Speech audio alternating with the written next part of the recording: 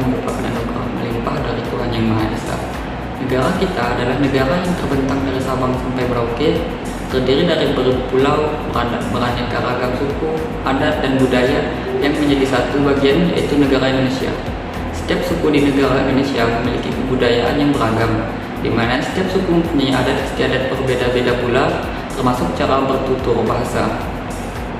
Penggunaan bahasa dalam satu rumpun kebudayaan yang sama hanya terdiri dalam komunikasi antar masyarakat dalam lingkup daerah tertentu, seperti masyarakat Padang menggunakan bahasa Minang untuk berkomunikasi antar sesama orang Padang, dan masyarakat Jawa menggunakan bahasa Jawa untuk kepentingan komunikasi antar sesama orang Jawa. Hal tersebut menjadi kendala apabila di suatu daerah terdapat kumpulan warga yang berbeda, terdiri dari kumpulan masyarakat dengan latar belakang budaya yang tidak sama, maka dibutuhkan bahasa yang dapat menjembatani kesulitan komunikasi dan sekaligus mempersatukan masyarakat. Dengan latar belakang keragaman itulah, pada tanggal 28 Oktober 1928, masyarakat Indonesia menyatukan kebinekaan dan menyamakan tekad ke bahasa nasional, termasuk dalam salah satu butir Sumpah Pemuda yang berbunyi, "Kami, putra dan putri Indonesia, menjunjung bahasa persatuan, yaitu bahasa Indonesia." Dengan adanya bahasa Indonesia sebagai bahasa persatuan, hambatan komunikasi yang disebabkan berbeda latar belakang sosial, budaya, dan bahasa daerah dapat teratasi dengan bahasa persatu, yaitu bahasa Indonesia. Dan Undang-Undang 1945 menerangkan kedudukan bahasa Indonesia sebagai bahasa persatuan sangatlah kuat. Pasal 36 berbunyi, bahasa negara adalah bahasa Indonesia.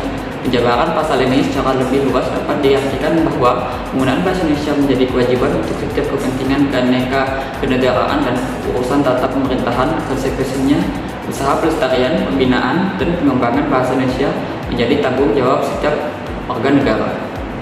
Pembinaan dan pengembangan bahasa Indonesia secara baik dan benar menjadi prioritas, sehingga meningkatkan pengembangan dan pelestarian bahasa Indonesia mencakupi semua lembaga pendidikan, menjangkau masyarakat luas. Sekolah sebagai lembaga pendidikan formal dijadikan tempat yang mempunyai peran penting dan strategis untuk melaksanakan tugas tersebut. Pentingnya pembinaan dan pengembangan bahasa Indonesia diajarkan di semua jenjang pendidikan, mulai tingkatan dasar, menengah, hingga perguruan tinggi.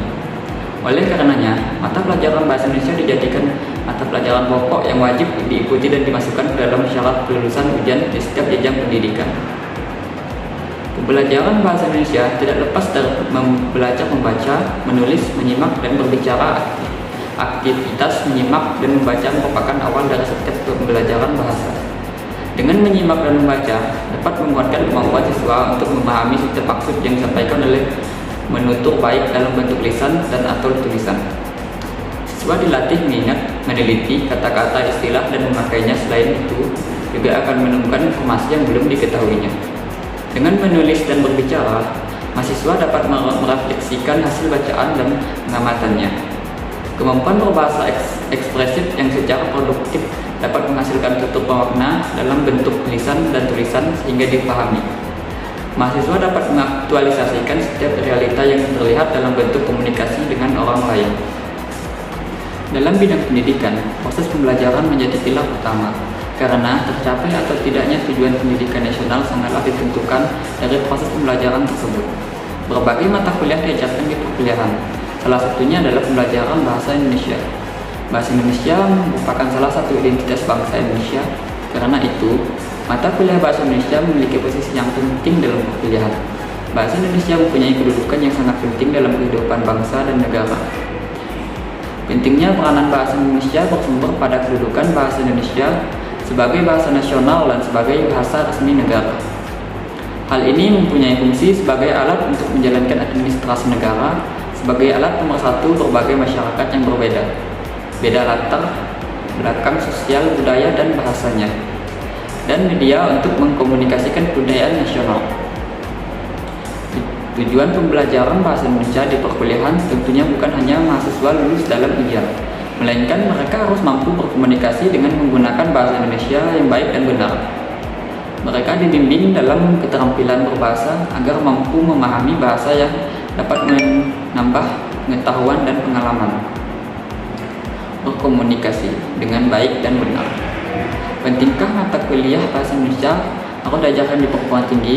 Jawabannya iya. Kenapa? Karena kita sendiri tinggal di Indonesia dan sebagai warga negara Indonesia, alangkah tidak pantasnya jika kita tidak mempelajari bahasa dari negara kita sendiri.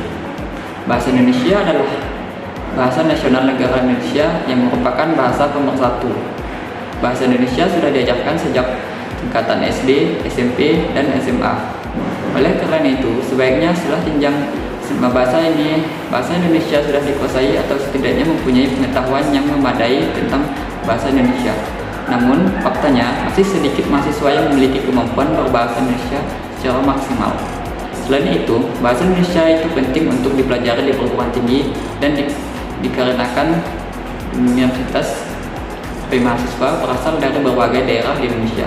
Kemudian, bahasa Indonesia sebagai panduan untuk penyusunan dan penggunaan tata bahasa yang baik dan benar dalam komunikasi ilmiah, skripsi, tesis, disertai, dan lain-lain.